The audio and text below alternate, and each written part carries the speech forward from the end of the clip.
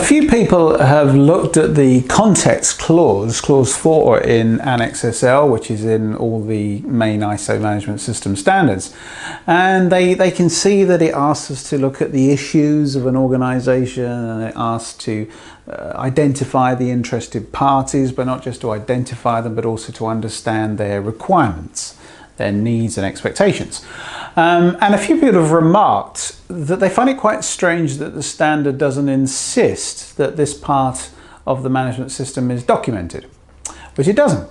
And maybe that's because for some companies, particularly smaller companies, the context is so obvious to them, they're talking about it and thinking about it all the time.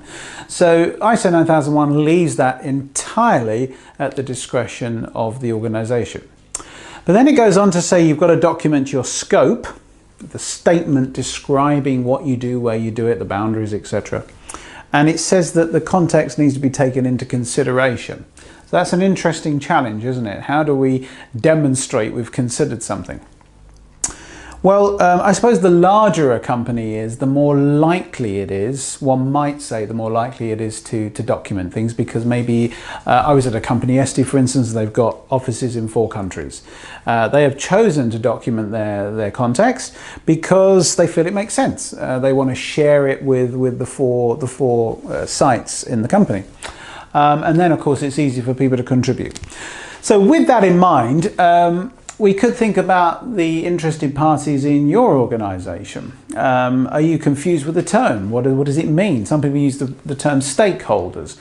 Well, interested parties from an ISO perspective is basically any person or persons or group of people that can be affected by what an organization does, or could affect what the organization does. So it might be a group of people that we have to consider them because we might not achieve our objectives if we don't. For instance, it might not be a company, the interested parties might not be the customers. They might not even be suppliers. They might be people who are concerned about the activities of the company. And if they're concerned, they may cause them issues. So let's just think of a few examples. So obviously clients or customers are the obvious starting point, and of course the whole 9001 standard is about customer satisfaction, so that's a primary example. We may even split those into groups. For instance, you might say, well look, we have some in the public sector and we have some in the private sector, and actually we treat them in slightly different ways. So you could do that kind of thing, I guess. You will obviously have what the 9001 calls external providers, and these are your suppliers or your subcontractors. You're obviously going to have your own employees, your staff. Obviously every company needs to think about those. You will have to think about the government, because the government create laws that we all have to follow. So of course it doesn't matter whether we got an ISO certificate or not, we still got to follow these requirements. There might be, I don't know, trade bodies or industry bodies which might have other regulations. Some of it might be connected, some of them might be legal, some of them might just be codes of conduct or, you know, guides to performing well, or societies. For instance, in my old industry, market research, we followed the guidelines of the Market Research Society, so that was something we'd have to bear in mind. What else? Well, you could say the general public, or that's society, or certain elements of society. Maybe the people who live next door to a construction site, for instance, or a fracking site, or what have you. So I'm quite a visual person. This helps me to think, so I've plotted these out like that. You could do something like this, or you might be in a company where there's 4, 5, 10 of you, 20 of you, and you might think, well, what's the point in doing this? We know all this. Of course, it's not just identifying them, it's understanding what their expectations might be. What does society expect of us, for instance? Now, this can be applied in a quality model or in an environmental model, or all in one go.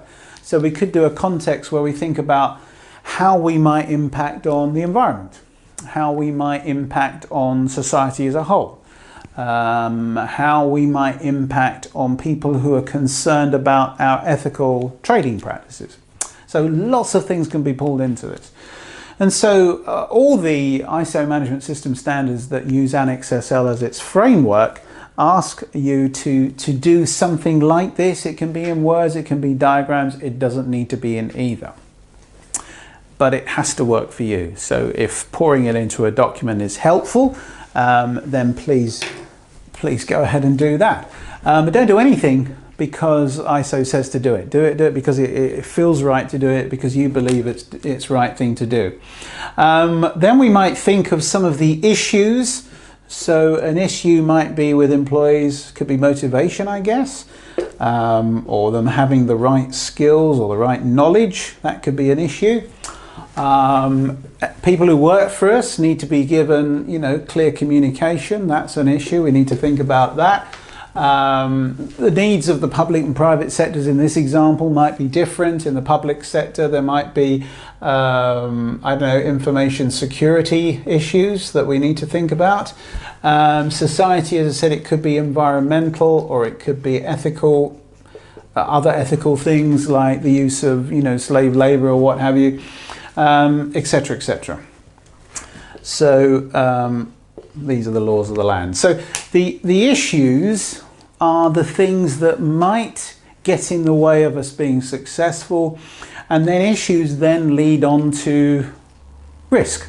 So out of these issues, the risk here is if we don't give our suppliers clear communication, they might not deliver what we want, and then our clients will then get angry. So that's the kind of thing. So I hope that helps. There's a lot of different ways of doing this. Feel free to use spreadsheets, PowerPoint, or just a flip chart like this.